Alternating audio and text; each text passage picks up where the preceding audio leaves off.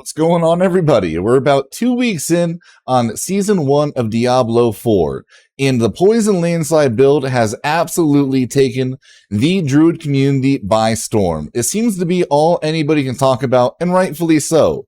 This build is nuts. In my opinion, it's definitely the best build for us right now in the game. But there is one question that I keep getting. Does the Greatstaff of Crone benefit this build? Is it just okay? Is it a must-have? If I don't get it, am I going to be all right? And today, I'm here to answer those questions. I'm going to give you the skill tree that I use, my thoughts on the overall build, and whether or not you should throw it in yours. All right, first we're going to go ahead and talk the skill tree. But to understand the skill tree, you need to understand what the aspect on this unique does. Claw is now a storm skill and also casts Storm Strike at 132% the normal damage. So not only when you base attack with Claw, you're also having Storm Strike go off. So when we go over to abilities, you're going to want to take all of the points out of Poison Creeper besides one. Late game Poison Creeper starts to fall off, so I had already taken mine out and moved them other places. If you only have 1 point in Poison Creeper, you will have to find somewhere to go ahead and move the other 3 points. That is perfectly fine and completely up to you. Now, I put 1 into Claw just because you have to be able to use it. My staff gives me 9 points, so I have 10 total inside Claw. Then obviously we're going to go ahead and hit Enhanced Claw, which increases the attack speed. But then you want to go Wild Claw. Claw has a 15% chance to attack twice. Now, this is huge because it's going to play off of your symbiotic aspect. When the Nature's Fury key passive triggers a free skill, your non-ultimate cooldowns of the opposite type are reduced by 3 to 5 seconds.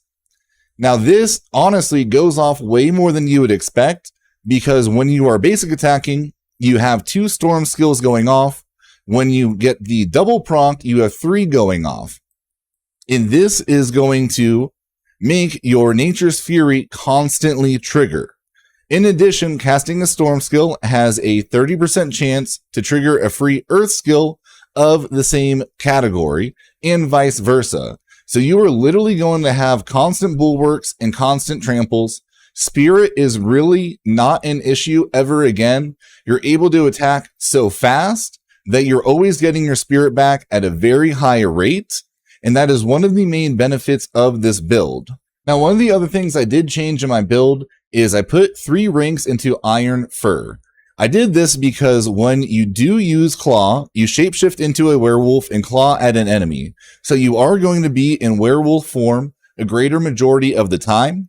And then Iron Fur, you gain 9% damage reduction while in werebear form. This bonus persists for 3 seconds after leaving werebear. So that way you get some nice extra damage reduction. Where you pull the points is up to you. I left all of my points in Wild Impulses because that's huge. Obviously didn't want to touch landslides. I left my main defensive skills alone with the Vigilance. Personally, I decided to take 2 points out of Crushing Earth. Didn't want to take all 3 because I wanted to leave these 2. And then for me, the last point that I took away from is Defensive Posture. I was willing to give up a little bit of Fortify, a little bit of attack to gain that 9% damage reduction. Obviously, this is a personal preference thing. Maybe you don't want to use Iron Fur. Maybe you feel like you're tanky enough since you are going to have those constant bulwarks. But that is completely up to you, whether or not you choose to put points in there. I do, though, highly recommend at least trying it out. See if you notice a difference. If you don't notice a difference, take them back out and throw them back in your other slots. Diablo 4 in the skill tree is all about trying new things, so don't always get stuck in your ways without attempting something else because you never know what's going to work out better.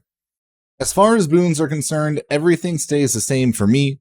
When it comes to the deer, we're still going to have 10% reduced damage from elites, and then we're still going to go for the last one, Avian Wrath. Then we're going to have Calamity, the duration of ultimate skills, and then obviously we're going to have the chance with Pack Leader because that is huge for Poison Creeper. And then when we come down to the Snake, we do want Calm Before the Storm. These are my personal preference for the best spirit boons for any Poison Creeper Landslide build. Maybe you prefer something else, but this is what I stick with, whether I'm using Greatstaff for the Crone or just my normal build. And then when we come over to the Paragon board, nothing for the Paragon board changes on my end either. Just a quick little overview. If you guys are looking for the full build and my Paragon board, there will be a link in the description. Also, if you head over to my Discord, it will be posted in there as well. I do have a looking for group section if you're trying to find some people to party up with to get that 10% extra XP. There is no party system inside of Diablo 4 itself, so I know that that is a great place for people to be able to connect. We also have an area where you can post any tips and tricks that you found, ask any questions. If I'm not live on YouTube, it is a great source of information to go ahead and take advantage of. Now, I know a lot of people have been having issues having the staff drop. Now, your best chance of having the staff drop is by farming goatmen. And obviously in a nightmare dungeon, because in a nightmare dungeon, you're going to have more mobs and you have a better chance at legendaries and uniques to drop. The best dungeon for you guys to farm is going to be Mercy's Reach. If you have a friend, you can do the bug where you keep resetting your sigil over and over and over. You can keep farming it. If you don't have the sigil and you just want to run it on normal, you can do that and reset the dungeon yourself. But the best thing that you can do is use your sigil powder for the lower level nightmare dungeons and just farm this as much as you can, because this will give you your best shot at having the unique drop. Now you know the skill tree to use, you know where to farm to go ahead and get the staff. But at the end of the day, is it worth stressing over, and is it worth taking the time to really try to find this staff? In my opinion, I definitely think that it is. There are benefits, there are negatives. So first, let's go ahead and talk the benefits. One of the main benefits is definitely going to be how quickly you reset your cooldowns. Always having Bulwark up is going to make you a lot tankier. You're always going to have a way to break CCs, having your trample and having your Bulwark up. You're going to be able to stay in fights for longer. You're going to have that attack speed, so you're always getting your spirit back. So if you need to use the landslides, you're always going to be able to. This, in my opinion, makes it especially good for clearing out nightmare dungeons. If you're running around and doing lower tier dungeons, this is a god tier item to have, because you're able to just run through, keep Bulwark up, trample and poison creeper on everything, and you're able to clear dungeons at a much higher rate. You also have damage to crowd controlled enemies, which is more consistent damage, being it a staff instead of using something like a two-handed axe, which does damage to healthy enemies. You also have 63% extra damage to close enemies. So again, as you're popping your Bulwark, you're always in the fight, trampling on top of people. That's pretty much always proccing. You have even more damage to crowd control enemies. The one negative to this is the non-physical damage. The only thing that will really proc that for you is going to be your poison creeper and the poison that comes off of it. And since we did take all of our points off of it, and poison damage from poison creeper really just falls off pretty hard late game, it's not that much of a benefit. However, if you're not pushing super high tier dungeons, you don't have to worry about that anyways. But with all the fast mob clearing and everything that it does offer, it does come with some negatives. I want to be upfront about that. You are taking points out of some passives that might have you doing a little bit of extra damage. Obviously, having the damage reduction in Iron Fur is nice, and then having the points in Claw to be able to have your abilities come up is great. But you are taking points away from damage abilities or damage passives.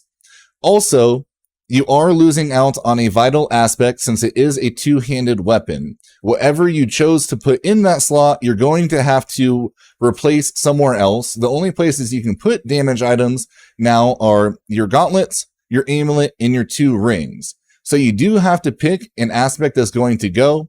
Obviously, that's personal preference. It's whatever you do end up deciding. Outside of that, we're also throwing away some huge damage multipliers. On my two-handed axe, which is almost a god tier roll for me, I have 156 willpower, which just gives me straight attack power. Then I also have 51% critical strike damage, which is a huge amount of crit damage. I also have 45% core skill damage and 22% vulnerable damage. Now, all of those stack on top of each other for the multiplicative damage bonuses that we do get inside Diablo 4. So yes, the staff is the Crone staff is great for clearing mobs, but when it comes to single target damage, it definitely isn't quite as good. Then you're also losing out on damage to healthy enemies. Now that is specifically important if you're running the Barber. The Barber is great because it soaks up all of your damage and doesn't take any damage points away, and then it all shoots back out all in one huge burst.